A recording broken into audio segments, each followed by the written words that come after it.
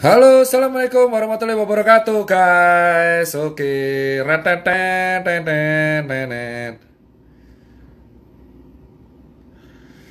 Sekarang saya akan berbicara mengenai beberapa data ya. Nih bentar, saya airplane. Jadi gini guys, sebelumnya saya pakai kopi sekarang. Ini live kelima. Terima kasih akhirnya saya tadi dapat kabar banyak. Kita review dulu. Tadi yang berita pertama, selamat bermalam minggu dulu. Selamat menonton bola juga buat fans MU, fans Liverpool nanti. Saya juga akan nonton bola, makanya saya majukan live-nya habis maghrib. Soalnya saya itu mau nonton Liverpool juga nanti. Jadi saya harus live dulu. Terus yang pertama, saya masih kondisi aman. Alhamdulillah live 1 sampai 4 kemarin dirangkum dan masuk line today.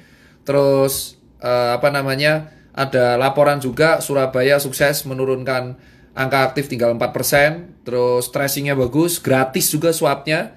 Nanti saya akan jelaskan kenapa pentingnya swab gratis ya. Terus dan kondisi-kondisi kenapa kok saya bilang bukti pertama bahwa COVID itu ditunggangi politik. Terus kedua, selamat juga buat Sumatera Barat, juga gubernurnya mantap, itu udah melakukan swab gratis. Ini terlepas politik, saya selalu apresiasi terhadap kepala daerah yang care sama warganya. Memang sih tindakan ini beresiko, tapi ini harus saya lakukan. Dan itu yang Tegal akhirnya kena sanksi. Berarti Pak Ganjar memegang janjinya kemarin DM saya bahwa yang terkait yang mengadakan akan dibredel dan disanksi satu persatu. Kita tunggu janji dari Pak Ganjar. Terus yang soal Bekasi, saya nggak bisa viralin karena sudah viral duluan. Tapi alhamdulillah nih kayaknya akan ada ownernya akan dipanggil. Iya, ownernya siapa tuh? Namanya apa? Broker cafe akan dipanggil. Hari ini di live kelima kita akan lebih ke analisa. Oh ya, di Bekasi tenang Pak, COP86 itu ownernya akan segera dipanggil oleh pihak berwajib. Tenang saja, bukti sudah lengkap ya. Jadi kita pengen keadilan, jangan hanya rakyat yang di lapangan yang dirazia. Kita juga butuh keadilan. Jadi kita akan mengajari beberapa analisa. Yang pertama, teman-teman banyak yang berkata, kayak akun telur kemarin tanya, pentingnya swab apa sih gitu. Terus pentingnya swab apa sih? Terus apa itu herd immunity dan kawan-kawan? Kita akan terangkan ya. Sebelum kita melanjut ke data. Jadi saya akan share yang pertama nanti data dari perbedaan data Surabaya dan Pemprov di bulan Juni yang akhirnya viral.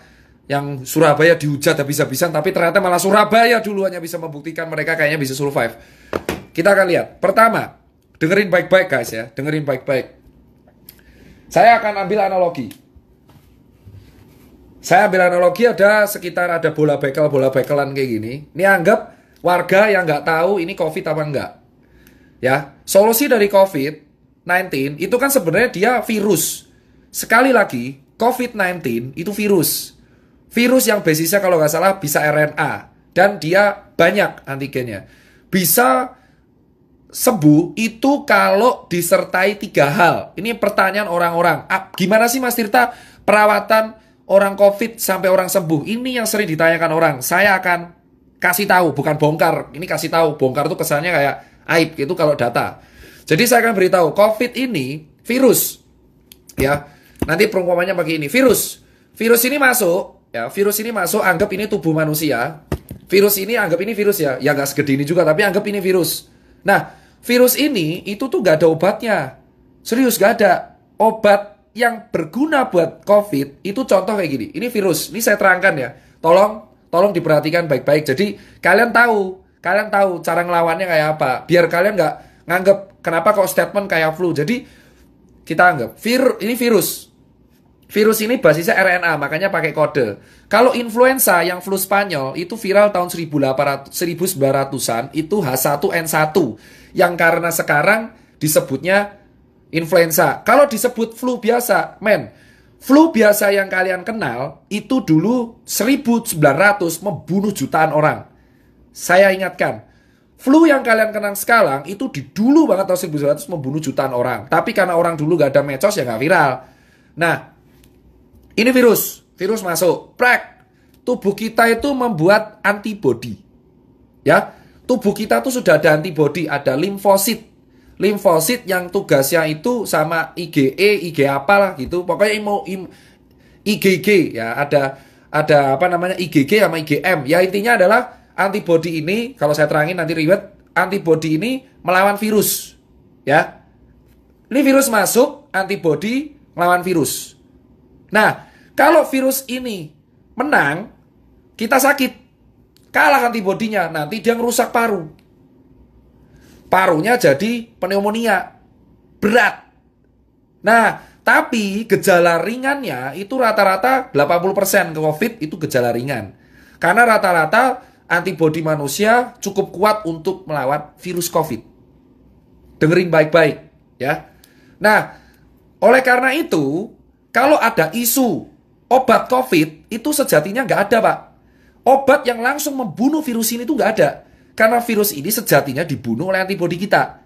Nah, obat-obat yang beredar kayak Avigan, hidrokloroquine itu tugasnya meredakan gejala pada paru. Jadi let's say antibodi kita jebol, virus ini masuk ke paru. Parah kan?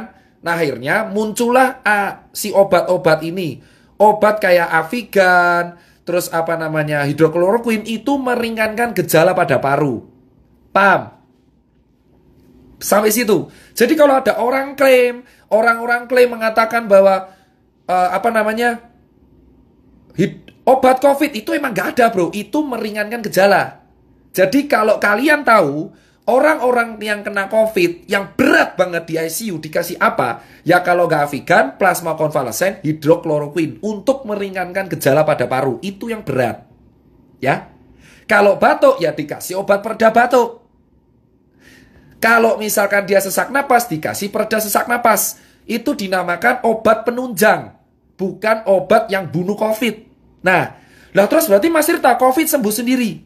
Betul memang. Kalau imunnya kuat, sekali lagi, garis bawahi. Kalau imunnya kuat, memang dia akan tidak bergejala. Tentaranya kuat, kamplengi beres, bro. Masalahnya kita nggak tahu orang Indonesia antibodinya kuat apa enggak. Karena nutrisi kita kan rata-rata jelek. Nah, makanya obat penunjang. Paham? Nah, terus Mas Tirta, berarti virus ini kan dikalahkan sama antibodi. Ya, betul, antibodi. Lah, terus berarti cara menghasilkan antibodi yang kuat itu gimana? Ya, cara menghasilkan antibodi yang kuat itu dengan cara nutrisi. Makan banyak protein. Loh, kenapa makan banyak protein? Karena protein merupakan zat pembangun tubuh. Makanya kalau orang fitness, orang olahraga, rata-rata suplemennya protein. Pernah kalian pasti dengar, orang yang hobi fitness pasti tetih telur. Makanya kamu lihat kenapa pebasket NBA, kenapa pesepak bola, itu COVID cuma 4 hari sembuh. Jawabannya, karena protein dan suplemennya tercukupi. Ibrahimovic kemarin kena COVID, langsung dia bilang, dia nggak kenapa. Karena nutrisi tercukupi. Nah, kalian tahu Indonesia banyak orang yang nggak tercukupi nutrisinya. Sampai segini kalian paham? Jadi kalau ditanya, obat COVID ada? Nggak. Obat COVID yang langsung membunuh itu nggak ada. Adanya adalah obat yang meringankan gejala pada paru. Nah, terus kedua, yang bisa mengalahkan COVID adalah antibodi kita. Limfosit, imunoglobulin G dan M. Makanya kalau di rapid ada IgG IgM. Kalau ada swab juga IgG IgM. Paham? Nah, kenapa kok di swab? Sekarang saya jawab. Telur selalu bertanya, kenapa di swab? Gini bos, virus COVID ini, virus itu kan RNA. RNA itu zat, ya kayak ada DNA, ada kimia. Jadi kayak sel itu saya terangkan secara singkat. Ada sel, ada kromosom ada RNA. RNA ini yang bawa gen. Ya. Nah, virus ini itu bisa nyerang kalau ada cantelannya, bro. Nah, ada cantelannya. Jadi kayak gini. Nah, ini adalah virus. Ini virus. Saya ulangin, ini virus. Nah, ini tuh ibaratnya adalah sel tubuh. Sel tubuh kita tuh kayak gini. Ya nggak segede ini, tapi anggap aja sel tubuh kita kayak gini. Nah, virus ini virus. Virus ini tuh bisa nyantel kalau cangklongannya ini sesuai. Paham? Nah, ternyata yang sel-selnya sesuai amin itu di tenggorokan sama di paru. Makanya virusnya itu langsung nempel di tenggorokan. Tak! Langsung di paru. Tak! Tubuh kita alarm. Woi, bro, ada orang asing, bro. Sikat. Orang asingnya siapa? Wah, anjing, COVID-19. Langsung dia ngasih tentara. Kalau tentaranya menang, ya kita sembuh. Makanya disebutnya self-limiting disease. Memang kalau imunnya kuat. Makanya Neymar, terus kemarin Ibrahimovic, Robert Pattinson bisa sembuh 4 hari. Kenapa? Bro, atlet kuat imunnya. Virus masuk diajar langsung sikat. Paham? Sampai sini paham? Kenapa kok di swab? Karena swab ini reseptor virus COVID paling banyak tuh di sini, bro. Tenggorokan. Tenggorokan sama perbatasan hidung dengan tenggorokan. Makanya di swab. Harapannya dilihat selnya. Oh, no COVID tesu. Gitu. Makanya saya nanti akan kaitan kenapa saya solusinya swab gratis. Paham? Nah, Mas Tirta, berarti kalau orang kena virus, berarti orang yang pernah kena DB, orang yang pernah kena DB atau influenza dulu lebih kuat. Betul. Kenapa? Itu kayak kapalan. Contoh, kamu kalau main gitar, ini kan kapalan, kayak saya. Contoh, orang kena DB, orang kena DB, orang kena tipes, tipes bakteri, sorry. Orang kena DB, terus orang kena hepatitis, orang kena virus influenza H1N1, dia posisinya akan lebih kuat. Kenapa? Karena antibodinya sudah biasa diajar. Makanya yang kena COVID rata-rata orang kaya. Itu alasan kenapa orang gelandangan, orang gila, orang di pasar jarang kena. Karena tentaranya sudah siap. Paham bosku? Itu teori utamanya ya. Itu teori utamanya. Saya terangkan dulu nih. Biar kalian nggak salah kaprah. Jadi kalian tahu, memang benar virus ini bisa sembuh sendiri kalau imunnya kuat. Nah, kalau imunnya nggak kuat, pakai obat penunjang. Nah, ini baru bahas strukturnya. Makanya kalau kalian tanya, kenapa orang gila nggak pernah COVID? Karena imunnya kuat, mas. Bacila sampah dimakan aja kuat ya. Kenapa COVID rata-rata menyerang orang yang menengah ke atas? Karena tubuhnya belum biasa disikat, bro. Paham kan? Nah, dari sini kan kalian tahu kenapa ke orang gila, gelandangan, pasar nggak kena. Makanya semakin sering kalian di lapangan, malah kena. Kenapa, bro? Debu jalanan, polusi, makan cuma nggak cuci tangan aja aman itu orang-orang. Kenapa? Karena kita imunnya kuat duluan. Itu alasan kenapa orang di lapangan kuat. Tapi virusnya masuk nggak menginfeksi. Kenapa? Kuat, bro. Awake kuat. Coba kamu lihat kuli, bangunan. Masuk angin, kerokan sembuh. Makanya semakin dulu dia kena penyakit, ini COVID mental. Itu alasan kenapa yang kena COVID rata-rata menengah ke atas, perkantoran. Dari dulu saya teriak perkantoran. Kenapa? Karena orang perkantoran itu ringkih. Paham, bro? Makanya disinilah saya bangga. Alhamdulillah saya pernah gak enak, pernah hidup di jalan, pernah kurang mampu. Di sini saya bilang, orang-orang yang hidup di jalan terbiasa dikeras, itu imunnya lebih kuat, mas.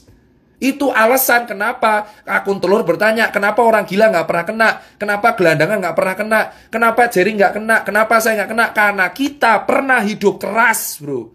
Bersyukurlah kalian yang hidup keras, karena dengan adanya COVID, kalian yang selamat duluan. Itu alasan, bro. Makanya COVID ini menjadi seleksi bahwa jangan nyepelein orang kecil. Karena yang selamat duluan sekarang orang kecil. Karena mereka terbiasa hidup keras, hidup susah, makan gak enak. Bakterinya banyak. Otomatis tentaranya lebih kuat. Itulah alasannya kenapa saya terangkan dulu pelan-pelan ini di level 5. Paham? Kenapa ke orang kantor lebih sering kena? Mas, sekarang saya terangkan orang kantor. Kembali lagi. COVID itu antibodi kita.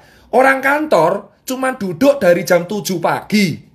Kerja ngadep laptop. Kena AC. Gak kena matahari. Duduk tok. Makan fast food. Delivery. Pulang jam 8. Tidur kurang. Main HP terus.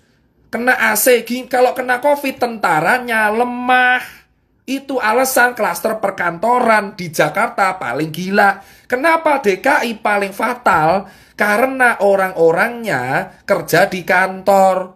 Imunnya lemah semua. Nah, terus cara meningkatkan imunnya gimana, Mas Tirta? Makan enak. Makanya ketika COVID ini yang selamat justru orang kecil. Kenapa orang kecil? Orang susah karena mereka terbiasa hidup susah. Jangankan COVID, hepatitis A, B, C, D, E, F, G sampai H aja mereka selamat. Itulah alasan.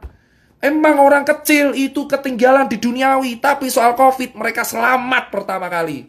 Saya bisa statement ini kenapa? Saya melihat di lapangan kuli panggul di Wonokromo, kuli panggul di Makassar, kuli panggul di Pasar Legi Solo, itu yang selamat duluan.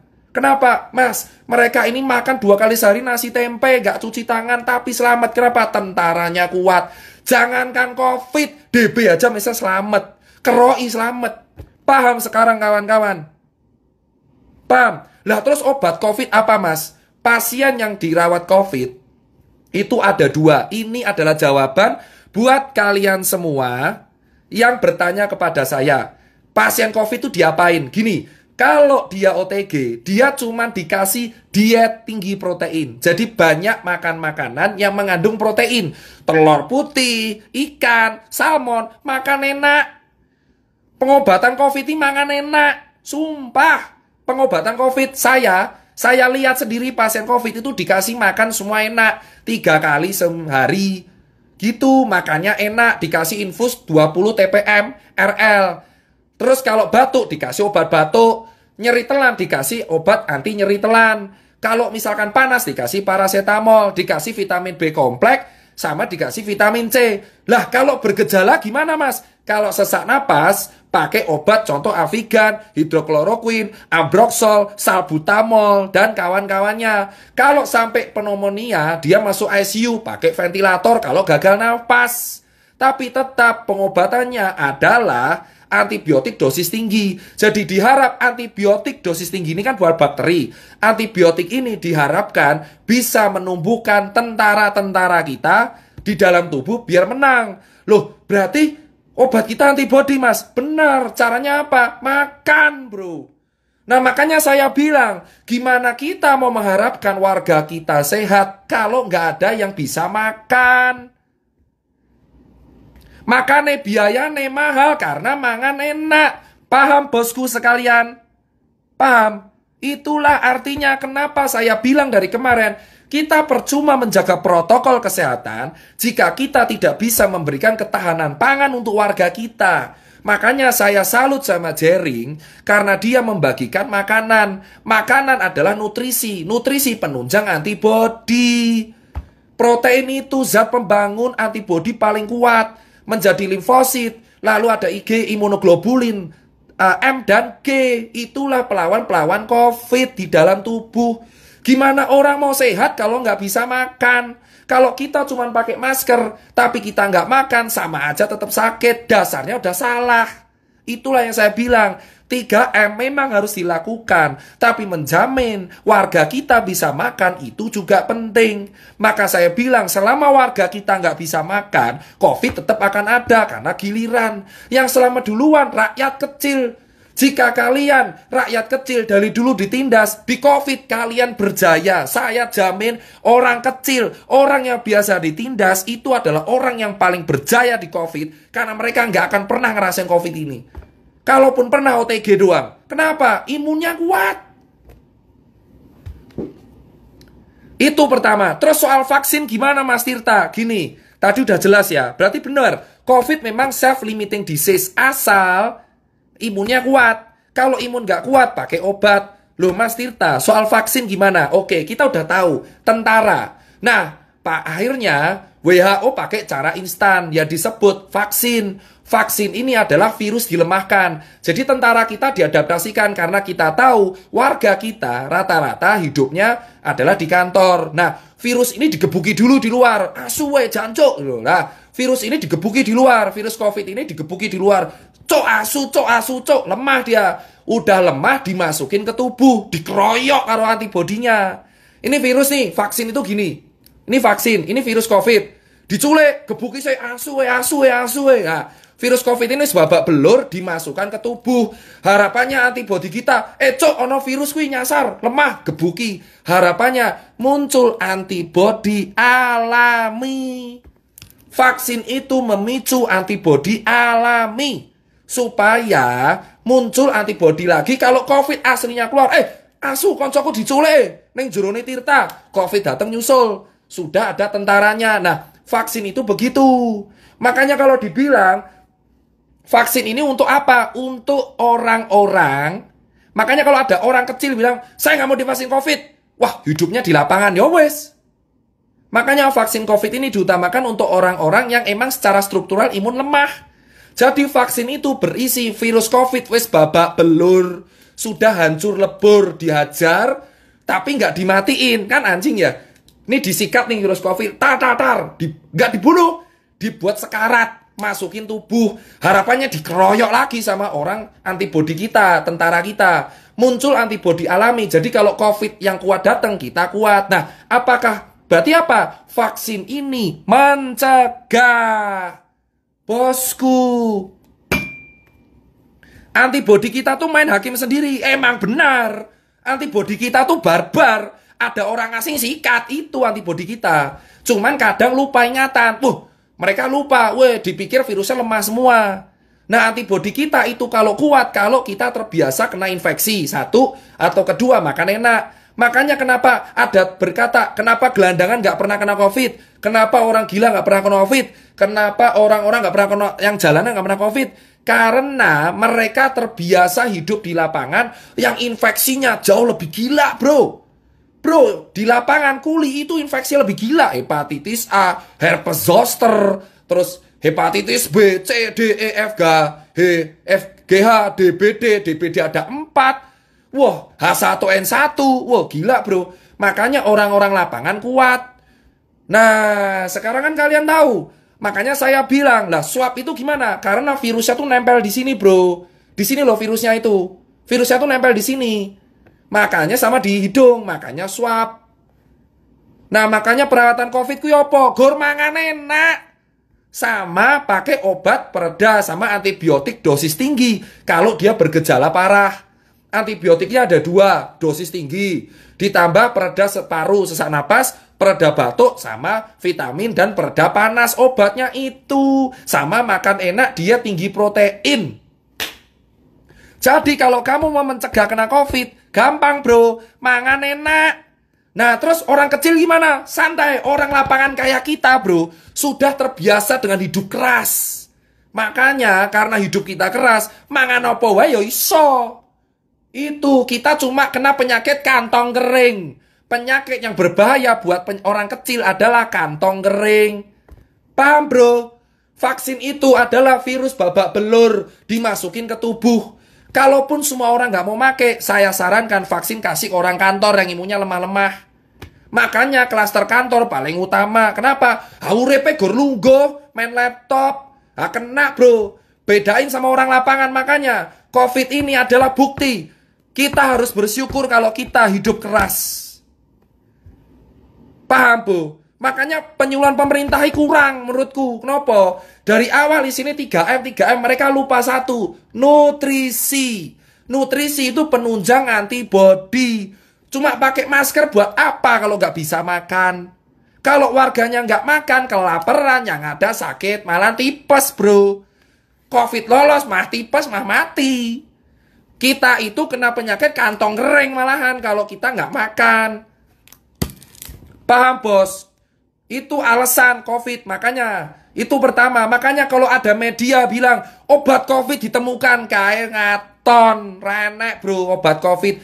Jika ada media yang mengatakan obat COVID ditemukan, obat COVID itu apa?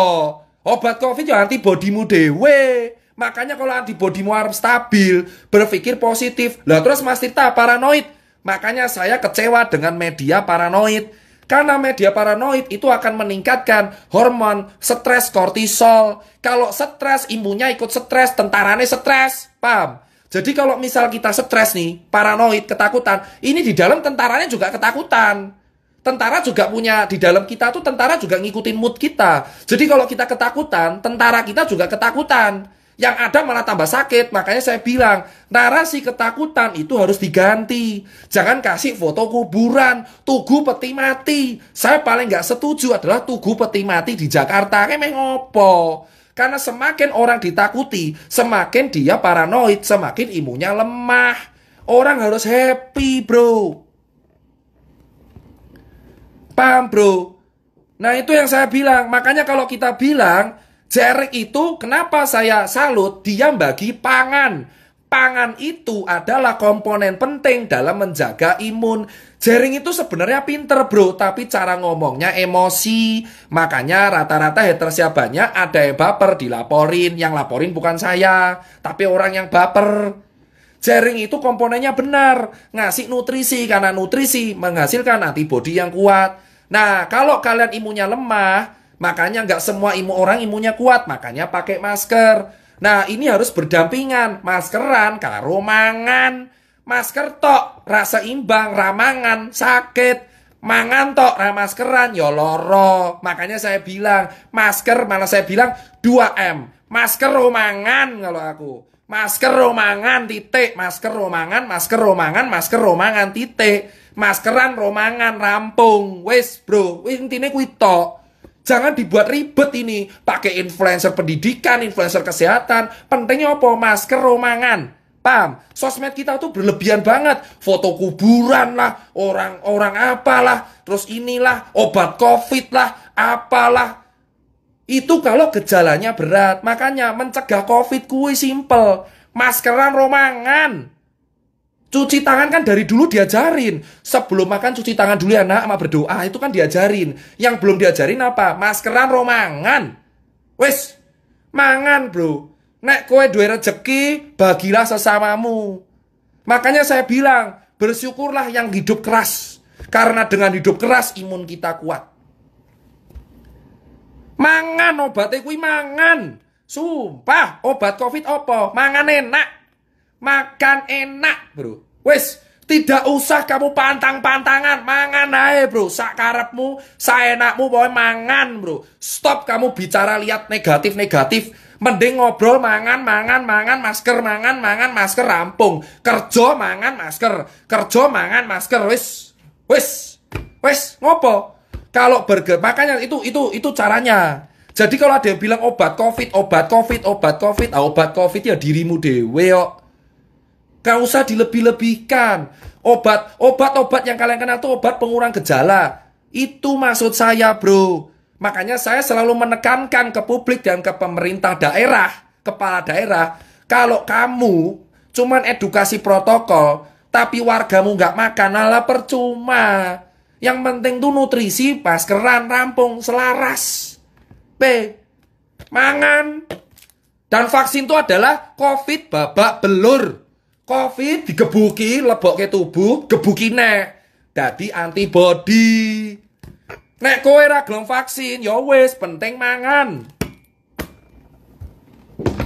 Itu yang pertama. Kedua, kenapa? Ini saya bilang, sekarang jelas. Kenapa ada, jadi gini, kalian sadar tidak?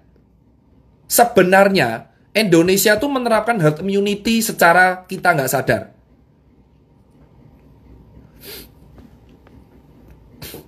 Ya, yang benar adalah saya bilang ya, Indonesia itu sebenarnya sudah menerapkan herd immunity. Secara kalian nggak sadar.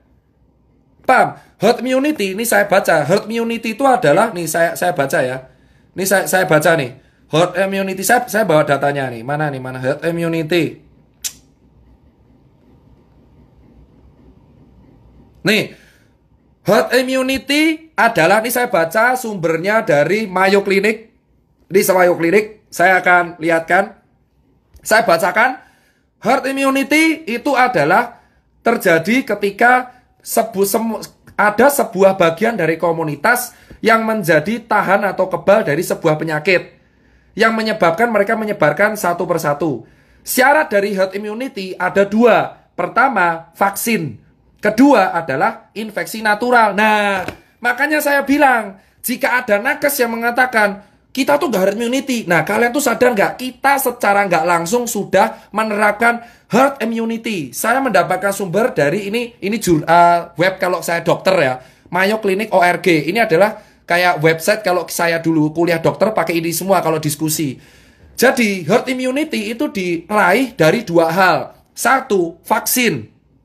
vaksinasi. Kedua, natural infeksi. Lah terus kalau pemerintah bilang kita tidak herd immunity, lah ini sumber jurnal aja mengatakan bahwa salah satu syarat herd immunity adalah 1 vaksin, 2 infeksi natural. Secara nggak langsung kita ini sudah mengalami infeksi natural. Karena infeksi kita tambahnya ribuan per hari, tidak terkontrol, tapi banyak yang sembuh. Paham maksud saya? Ketika banyak angka positif naik, tapi diiringi angka kesembuhan yang naik, itulah ada salah satu gejala herd immunity. Paham nggak? Jadi secara nggak langsung, kita tuh sudah menerapkan herd immunity. Cuman orang kita tuh malu ngomong.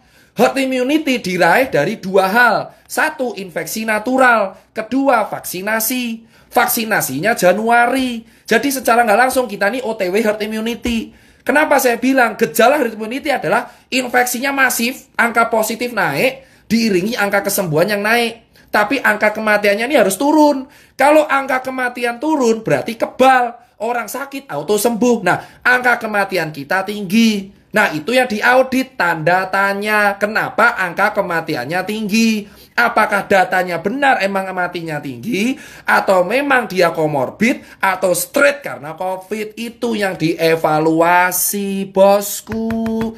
Kemana aja 7 bulan? Ini 7 bulan kemana aja? Ini 7 bulan. Saya nerangin ke orang awam aja bisa. Kenapa kita malas mengakui kita tuh sudah herd immunity? Gak usah malu-malu. Indonesia ini secara nggak langsung menerapkan herd immunity. Kenapa saya bilang mengatakan seperti itu? Dari Mayo Clinic ORG, salah satu website sumber kalau anak kedokteran belajar, itu dikatakan syarat herd immunity ada 2. Nih saya bilang, saya lihat sendiri. Pertama, nih vaksinasi. How is herd immunity? Nih Mayo Clinic ORG. Vaksinasi. A vaccine for the virus cause COVID-19 will be ideal approach to having herd immunity. Kedua, natural infeksi. For example, semua yang ini saya terjemahkan. For example, semua yang selamat dari flu influenza H1N1 akhirnya 2009-2010 itu jadi flu babi. Nah, orang yang kena flu influenza lebih tebal. Makanya saya bilang, orang yang pernah kena flu zaman dulu, influenza, flu aneh-aneh, kena COVID jadi agak kebal. Itu namanya kekebalan antibodi alami. Makanya ada yang bilang kalau kena DB, kena flu, kena COVID lebih kebal. Itu bro. Kenapa malu buat ngomong sih? Apakah harus butuh ahli buat ngomong? Saya aja bisa ngomong. Nah, secara nggak langsung kita ini OTW herd immunity. Paham bos? Karena apa? Kita dibiarkan kena infeksi, cuman pakai masker sama makan. Makanya solusinya adalah persiapkan diri. Kalau ada yang tanya, kita ini OTW herd immunity. Jadi kita ini OTW makan maskeran sambil nunggu vaksin. Kalau mau, kalau enggak ya udah, yang penting hidup keras bro. Olahraga. Jangan malas gerak, olahraga bro. Olahraga. Makanya saya bilang olahraga makan di lapangan. Salut buat kuli bangunan karena mereka olahraga. Makanya penyakit kita ini kantong kering malahan. Kantong kering jadi sakit. Orang tuh malas ngaku. Bukti kita OTW immunity adalah positif naik, sembuh naik. Coba cek di semua data. Positifnya ini saya lihat ya. Saya cek data. Saya cek data. Nintar, saya cek data bentar. Mana nih? Makanya kan kita lihat ya, di pandemic talk positif naik, sembuh naik, itu contoh herd immunity, tapi kematiannya tinggi. Nah, karena kematian tinggi, herd immunity gagal. It means kita mati bro, mati massal. Gila. Paham nggak? Jadi herd immunity itu syaratnya positif naik, ya. Positif naik, sembuh naik, mati turun. Jadi kematian menurun, kebal. Lah di Indonesia ora bro. Positif naik, sembuh naik, mati ini munggah. Case fatality rate munggah. Case fatality rate itu adalah angka kematian per 1000 orang. Nah berarti kalau angka kematian munggah, bahaya mati massal bro. Nah ini yang harus kita pecahkan. Kenapa kok banyak yang meninggal? Ini yang diaudit. Jangan salahin rakyatnya. Kenapa kok banyak meninggal? Padahal nakes juga berusaha maksimal. Ini yang harusnya diaudit oleh pemerintah pusat. Paham? Harusnya pemerintah pusat ini tanya, kok nakes banyak yang meninggal ya? Kok wargaku banyak yang meninggal ya? Ini kenapa? Apakah komorbid? Apakah datanya benar? Apakah sudah diautopsi? Apakah karena ada gejala pemberat? Apakah karena kelelahan? Itu yang harus diaudit. Namanya audit mortalitas. Audit kematian. Herd immunity terjadi. Ini saya lanjutkan ya, ulang. Herd immunity terjadi kalau angka positif naik, sembuhnya tinggi, matinya turun. Kalau matinya juga naik, ini bahaya. Namanya danger alert, bro. Artinya mati massal, bro. Bajila, kan mumet. Nah, ini yang diaudit. Dari kematian yang tinggi ini dicek. Yang mati orang mana? Orang mana karena apa? Nakes apa enggak? Makanya saya setuju telur di sini bahwa harus kematian ini diaudit. Apakah kematian ini benar karena COVID? Atau karena komorbid yang endingnya COVID. Ini harus dicek. Kenapa? Ini namanya audit mortalitas. Makanya saya setuju telur di situ. Bahwa semua yang mati ini dicek. Kok bisa angka kematian tinggi? Kok bisa sih nakes matinya tinggi? Ini dicek. Apakah karena APD yang nggak lengkap? Apa karena beban kerja? Apa nutrisi yang kurang? Apa karena kelelahan? Apa karena SOP yang salah? Ini dicek. Jangan sampai rakyat kita mati sia-sia. Ini kan simpel caranya sebenarnya. Paham, bos? Solusinya apa? Oh, mangan. Makan, jangan lupa makan. Yang penting nasi, tempe, apa-apa. Penting mangan. Makanya saya paling takut kalau warga nggak bisa makan. Kalau warga nggak bisa makan, bukan hanya COVID, yang ada tipes, bro.